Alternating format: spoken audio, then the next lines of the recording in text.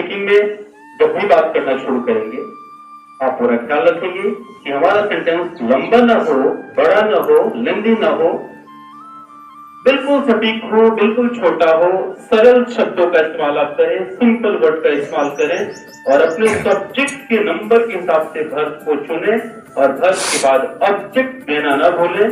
अगर आपके सेंटेंस में ऑब्जेक्ट है तो आपका उद्देश्य क्लियर है, आपका विजन क्लियर है, सामने वाला कभी कंफ्यूज नहीं होगा, इसलिए कंफ्यूज करने की कोशिश नहीं। एक सफल स्पीकर वो होता है जिसकी सारे शब्द सरल होते हैं, सिंपल होते हैं, सेंटेंस छोटा होता है, सेंटेंस टू द पॉइंट होता है।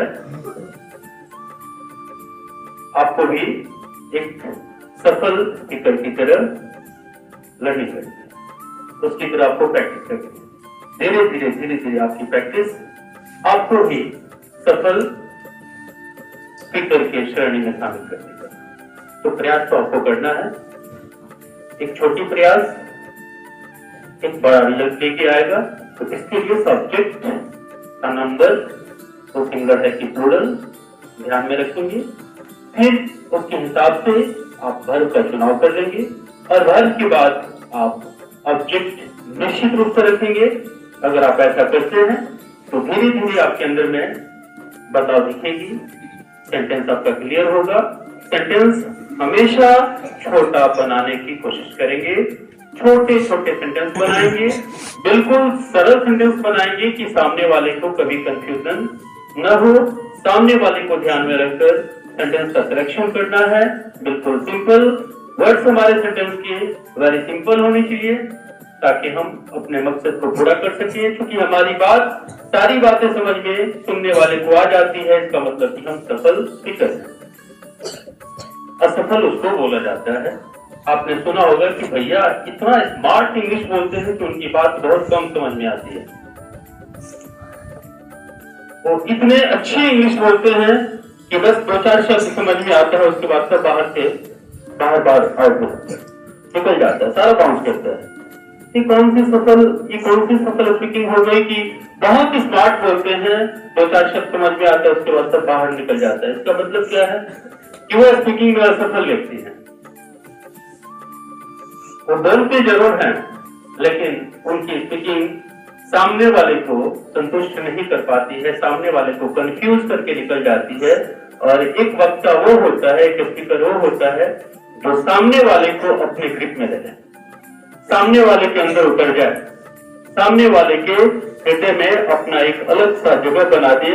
जिस मकसद से वो बात कर रहा है उस मकसद को पाले। और तभी संभव है जब सामने वाले को ढंग से रेट किया जाए, उसके हिसाब से, उसके लेवल के हिसाब से शब्दों का सिलेक्शन हो, उसके हिसाब से शब्द के साथ साथ हमारे सेंटेंस लूसिड हो, छोटे हो, सरल हो।